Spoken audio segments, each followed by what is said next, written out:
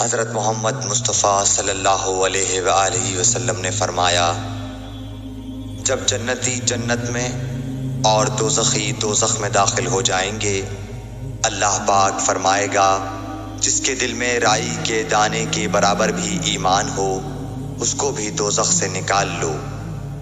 تب ایسے لوگ دوزخ سے نکال لیے جائیں گے اور وہ جل کر کوئلے کی طرح سیاہ ہو چکے ہوں گے، پھر زندگی کی نہر میں یا بارش کے پانی میں ڈالے جائیں گے۔ اس وقت وہ دانے کی طرح اگائیں گے، جس طرح ندی کے کنارے دانے اگاتے ہیں۔